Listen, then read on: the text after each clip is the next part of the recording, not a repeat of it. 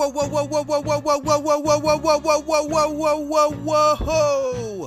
What is up, white people? Yo, what's up, everybody? I hope everything's amazing for you all as always. I'm your host, Honorable OCT OctaviusHaye, and this is the WACCast podcast. So with that being said, let's talk whack to him. Now, who knew Complex was going to cause all this drama, man? So it all started. Complex comes out and puts out the list of the most influential people in media or podcasts, when it comes to hip-hop, most influential with hip-hop. Joe Budden gets the number one. Man. Academics get number 2, Charlemagne gets number 3, and a bunch of other names on there. Sure, Wallow and Gilly on there. Sure, Rory on there. But essentially, the big drama this week was about Joe Budden being number 1. So first, Envy comes out and says something, DJ Envy, and he stands up for his guy Charlemagne the God, and DJ Envy saying Breakfast Club being as big as it is, Charlemagne having his own little network thing in his shows, and pretty much DJ Envy saying Charlemagne should be number 1. Then we get to some smack talking from Taxstone, who, even though Joe Budden has been bigging up Taxstone and saying free Taxstone and doesn't like Troy Ave either, Taxstone still comes out and says that Joe Budden is a manipulator. He manipulated Rory and Mal. He's manipulating his new team, Ice-Ish, Melissa Ford, Queens Flip, Parks too. He said he manipulating all them and just pretty much was talking bad on Joe. So clearly Taxstone has not gone over that time when Joe Budden walked out on his podcast after Tax was asking some crazy questions and was being a little disrespectful. People always forget about that part. But of course, the icing on the cake was when Rory and Mal talked about the list on their podcast, and Mal got a little spicy with Joe. Rory wasn't really saying too much, but Mal is calling Joe the thief, the cat burglar, talking about the image that they use of Joe looking on the distance. They said, look, he's looking where else he gonna steal from next. So Joe Budden, Joe Beezy, jump off, had to come out and say something. So Joe went off about everybody in his famous "To Whom It May Concern" rant, is what we calling it, right? And Joe starts spazzing on people. He talking about Taxstone, you mess up your stuff and you need to know where not to be out at, where not to go when you get in this bag. He talking about people building up companies and not really building up themselves. He went in about Charlemagne losing his show and the relevancy of the Breakfast Club being at an all-time low, which I cannot disagree with. The Breakfast Club is not doing so high right now. But the most scathing stuff came from his former co-host, Rory and Mal, came for them. When Joe just went in about pretty much how they the bare minimum boys, they got their check, they do the least amount of work, they have lost all type of interest in their product, and just did them bad. So then Rory comes out on their podcast and just completely tries to flip the script on Joe Budden and honestly trying to gaslight, man, because enough people not arguing this point hard enough. I think I've heard people say it, but not hard enough. Rory's coming out like Joe just randomly started going off on them. And Rory's saying that Joe Budden's obsessed with him and Mal, and Joe Budden is using them, for a press run and talking about them. And I'm listening to this, and then Rory says the thing that killed me the most. Rory says, say my name, Joe. Don't say "To Whom It May Concern." Talk to me. You're 45. Say my name. I don't do that. First of all, yes, you do. Joe does it. Rory does it. Mal does it. Y'all all got this whole "I'm going to talk about the person without saying their name" thing. You all do that. Rory does that mad times. What is he talking about? They always talking about people and not saying their name, but talking about what they talking about. All of them do that. That's their little Jay-Z calling card. What is he talking about? So Rory already capping with that. But let's talk about this. So Rory, in case nobody else wants to let you know, or if you've forgotten, or just trying to lie to your audience, Mal was talking trash about Joe. That's why Joe Budden went off. Joe Budden only started spazzing because Mal was calling him the thief. Now, whether y'all believe that's true or not, Joe Budden has maintained that he never stole any money from Rory or Mal. So if they want to come out and talk about him and say he's a thief and a cat burglar, you must know that a response is going to come. Now, it's true that Rory has not been going in at Joe after they had their little piece, stated their piece. A couple little jokes here and there, but yes, for the most part, Rory has not gone crazy on Joe. But that does not change the fact that you stand next to Mal, and Mal has. Mal has been saying stuff. He always calls him a thief. He always addresses him as such. He said he'll shake a room before he shake that man's hand. Mal has continued going on. Regardless, it's not all the time, but he has. And to act like you don't understand that and think that Joe's just coming out of nowhere and saying something, or Joe only responding to you because you were talking about the list, it's crazy talk. You know that's not the case. You know the only reason why Joe said something was because Mal was talking trash and accusing him of being a thief again. And again, I'm not here to argue if he is or isn't, but if a man is denying that he's a thief and every time you come out and say something about him, you want to remind he's a thief, then you have to take that he's going to fight against that because he's arguing that he's not a thief. Joe's arguing he's not a thief. And that's what happened in this situation. So I was going to do the pod on Wednesday or Tuesday, put it on Wednesday. Thank God I waited another day. Doing it today, Wednesday, putting out tomorrow, Thursday, which is going to be the day by the time you hear it.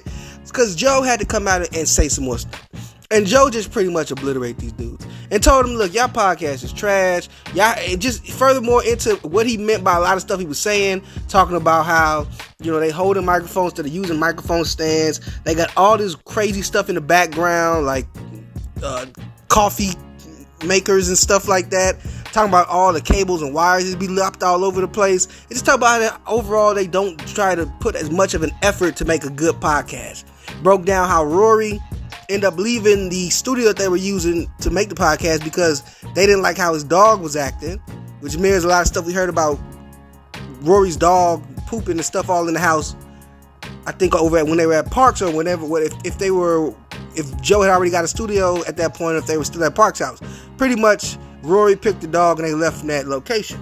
So Joe's just going in on them, calling them bare and minimum, because he already said they the bare minimum boys. Now he's saying Rory is bare, Mal is minimum. And he just going in. Now Rory said, if you keep talking about me, I'm going to let some stuff be known. So now I want to know, is Rory going to say some stuff or was Rory capping?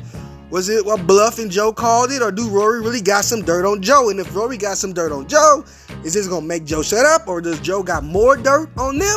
Who knows? All I know is it's entertaining. I don't know if Rory and Mal will continue on because they're so cool. They don't like to argue about nothing because they're so cool. Even though Mal definitely likes to take his little shots, but then backtrack and be like, I'm too cool for this, man. This is corny, dude. Like, what are you talking about? After you just said that the man was the cat burglar, you was quick to make all these jokes before, but now, you know, Mal's kind of, he throwing a rock and hiding his hands, man. He just crazy dude, man. But I am interested to see what's going on. Rory and Mal's hypocrisy aside, and like I said, this could be entertaining. We all know Joe. He gets in that bag. If Joe comes with the white beater on, let me say it like that because we already know Joe's past. If Joe comes with the white beater on, you already know it's about to be a legendary podcast. He might have to pull that one out the closet. Joe might have to dust off the white beater for this one and give us some bars at Rory and Mal. I'm excited. I hope y'all excited. Let's see what happens. But I tell you, man, there's some sick people in this world. And unfortunately, another one of those situations have come up, and it's probably going to traumatize this young man. The Dalia Lama, sick old, nasty old, freaky old pervert, Dalia Lama, is over here playing around with this kid. Kid asks Dalia Lama, he wants to help the Dalia Lama. Dalia Lama asks him to kiss him on the mouth. Kid, they kiss on the lips. Then the Dalia Lama tells him to suck his tongue. Yeah, this man asks this dude to suck his tongue. Everybody's laughing about it. And it's like a little, 15, 14-year-old kid? And you wouldn't believe, you hear CNN making excuses for him, talking about, culturally. Look, bro, I don't care about what culture you from. Something's wrong is wrong. It's nasty. If it's culturally acceptable for a 13-year-old to be married, that's nasty. I don't care where you're from, what your cultural, rules are. Morals are morals, bro. You acting like they don't eat meat after a certain time, but that's a cultural thing. Okay, I can get that. That's no harm. But when you're over here pressing on somebody and telling them to suck your tongue and then you lick it out, when you stick your tongue out at them for them to suck on it, that's a child. Bro, that type of stuff, I don't care who you are. Dalia Lama ain't even nobody in no power, man. He just a beggar. He been around here for decades begging for help, begging for aid for people so he can return to his homeland because China don't want him. I think he's from Tibet or something. I don't even remember where the fool is from. But yeah, he's a nobody, nothing. To be kissing up to this fool like that, and now he over here pretty much being a pedophile against children. And as comfortable as everybody was with that and laughing it off, it makes me wonder, is there a surviving the Dalia Lama story out there? Is he like on some Jared from Subway type stuff where he's around kids and people trust him, comfortable with the Dalia Lama, especially as he gotten older, and some peaceful, loving guy? And maybe is he taking advantage of kids? Now, I don't know any of this stuff, but I know how comfortable he was to act like that. It's kind of weird and creepy. And I know how comfortable everyone around him was with him acting like that. It was weird and creepy. And then I'm seeing how everybody's making excuses for this, and you got people arguing why it's okay, it's not that big a deal, he mean anything by it. Like, bro, I don't care what he meant or didn't mean by it. Look, if he didn't mean nothing by it, he need to be checked real fast about that. Ain't nowhere to play. I don't know what you talking about. We're not finna excuse that and say, oh, it's okay, it's just Dalia Lama, it's just culture. No, it's not, brother. That's some weird, nasty stuff. And we need to nip that in the bud, not today, but yesterday. And we need to be going back and looking at the history of this dude. I'm not accusing him of nothing at this point in time, but I'm definitely curious to go back and look in the history and see if there is anything there. Because for a person to feel that comfortable, I would have to think they've been able to do stuff like this before. And if they've been able to do little stuff like that before, who's to say they haven't done big things, actually gone through on things? I don't know. But I think it's really disturbing how we can play off or laugh off something that's happening to a kid in our eyes, right in front of us, in front of somebody who's in some sense a position of authority or has a title, the Dalia Lama, that would command respect. And we need to check the people that's around them too and be like, yo, that's not cool at all in no type of way. That is not no funny, laughing, ha-ha type of way to act with anybody. And if you think that is okay, just imagine if somebody did that to your kid and stuck their tongue out and told your child to suck on it. You wouldn't care what their cultural history is. That ain't gonna fly with you, and you know it's not. So don't come here and talk about that nonsense. And for the people that get that and understand that, right on, man, we gotta stick with that and I don't know what we gotta do. We gotta put that through some people's heads. Hopefully the right people are looking into this, and if there is any history with the Dalia Lama, that'll be put out there for the world to see. But yeah, it's just really disturbing, man. And not only that he asked that boy to do that in front of all those people in those cameras, but how everybody was so comfortable with him doing that, and how so many have come out in defense of him. It's really disturbing, man. And look, I'm not trying to bid on this whole groomer stuff, because I don't believe that there's like this any crazier amount of people trying to groom kids, no cabal or anything. I think there's just some sick perverts. But I will say that there is a way. There's a reason why people in positions of power are able to get away with stuff, and we kind of seen it right there. It's kind of played for laughs. They can play things off. Nobody takes it serious with them, and then they're an authority figure, so they might be used to getting what they want too at the same time, and they do get what they want. Well, that's the same thing, but you know what I mean. It's just crazy. So hopefully the little boy's all right, and hopefully we can look into the Dalia Lama, because stuff looking weird. This is a little old news, but I really wanted to get into this Angel Reese situation. So I know she had a pretty tough week. I mean, she handled it like a boss, so it's nothing really on her, but there's a lot of annoying things going on. So first of all, we all know with the Caitlin Clark situation. Caitlin Clark, big time player. She's from Iowa State. Her team, Iowa State, went against LSU. Angel Reese's team won.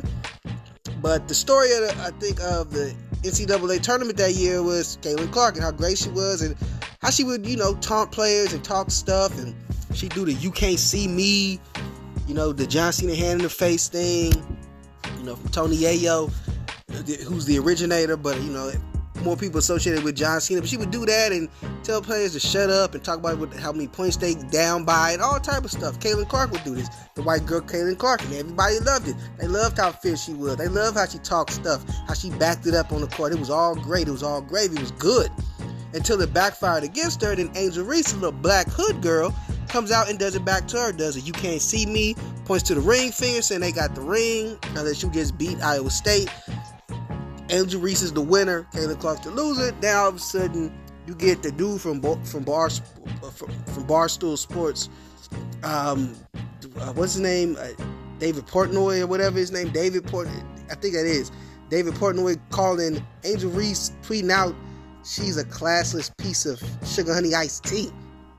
And rightfully so, everybody's like, well, hold up, wait a minute. What? Because she was talking trash. Everybody talk trash. And that's what sports do. And even more people saying what the right answer really was, well, hold up, you ain't have nothing to say about Caitlin Clark talking trash. Little white girl. She did it, it's all fine. But now that the black girl's doing it, it's a problem. And in his David's response is, oh, well, she walked up to her, she followed her around. Man, she didn't like follow the girl for hours and stuff. She just walked to follow her to see what she was at, pointing at her ring finger and doing the "you can't see me." But honestly, it wasn't even that much of a difference. That is such a goalpost movement because you really know you got no argument there. Your racism was kind of exposed at that moment, so you gotta try to come up with some way to make it different. Oh, she walked, and if Caitlin Clark had never walked before, man, Caitlin Clark was cursing people out, telling them shut the F up. So what are you talking about, bro? You sound stupid as heck right now. But of course, he gonna cap till the caps come home. He never gonna admit that he was wrong. But I'm happy, people stood up for it, and there was a lot of people checking them and checking other people who had stuff similar to say. And even Caitlin Clark came out and said it's ridiculous anybody getting mad about that. That's what we do. We talk our stuff. We play out in the ring, It was good sportsmanship, but that's what it was. Like, come on. And stop the cap with that crap, man. Because y'all know what it was. At the end of the day, it was a little black girl. Caitlin Clark was y'all great white hope of basketball. Y'all had somebody beating, the blacks, and y'all was excited, and y'all was so giddy and hyped up. And when Angel Reese came through and did that thing and taunted her, it crushed all y'all hearts and souls and spirits, right? And y'all didn't know what to do. And that's when you have the First Lady of the United States of America, Dr. Jill Biden. She comes out and says, well, I think both teams should come into the White House for a meeting because they both played so well. Oh, you think that's what it should be, Dr. Jill Biden? Well, let me tell you something. You let your racism be exposed right there because you was so hurt that your little white girl didn't win either, that all of a sudden you want to break tradition, take away one of the perks of being a winner on the winning team, that you get to go to the White House, meet the president and first lady, and you decide, oh no, I'm going to do both teams. Both teams are going to get it. I really do wonder that if Iowa State had won the tournament instead of LSU, would Dr. Jill Biden have been so generous and say both teams should come, or would she just kept up with tradition and shut up about talking to Joe about bringing both teams on? Now she said it was a joke or she didn't mean it or whatever they're trying to spin this narrative, but it's too late. You were exposed. Your racism showed. And this is another great example, at least for Dr. Jill Biden, not David Portnoy. I know he was a Trump supporter, so we know what he's about.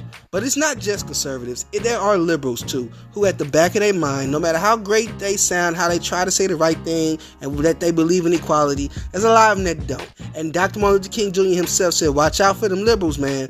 Watch out for them, dude. And he's not lying, and it was exposed right here. You can say all the greatest things in the world, Dr. Jill Biden, but at the end of the day, you stand for your kind. And when you saw somebody from your kind get shown up by this little black girl, and everybody was so frustrated, you probably was a little frustrated too and felt bad for Caitlin Clark. How bad would you have felt for Angel Reese if she had lost the game and Caitlin Clark had taunted once again as she had been so known to do? So I just had to let my 2 cents about that be known. I know that was a little older of a story, but really, really upset me. But Angel Reese is a superstar. She handled it so well. She clapped back. She said, we can just go see Michelle and them. We can go meet the Obamas. They can have the White House. So, big ups to that girl. She's strong, she's powerful, she knows who she is. And I love to see it, man. Nothing but greatness in her future. Big ups to Caitlin Clark, too, because Caitlin Clark never, ever complained about nothing. It was all other people. And she's a great player, too. So this is a good look for women's basketball overall to have 2 great players. It's just a sad thing that the adults in the room have to act like such jerks. So that's the show for today. Thank you so much for tuning in and getting this whack wisdom. I hope that you return next week to get a little bit more from me. As always, if you haven't already, please make sure to like, comment, subscribe, hit the notification bell if you're listening to this on YouTube. And if you are listening on Apple Podcasts, Google Podcasts, Spotify, please follow so you're notified every time I'm dropping new episodes on those platforms as well. With all that being said, this is the WACCast podcast, and I am whacking off. It's the WACCast podcast. Yeah. Talk whack to me. Talk whack to me. Yeah. Talk whack to me. Talk whack It's to me. the WACCast podcast. Yeah. Talk whack to me. Talk whack to me. Yeah. Talk whack to me. Talk whack to me.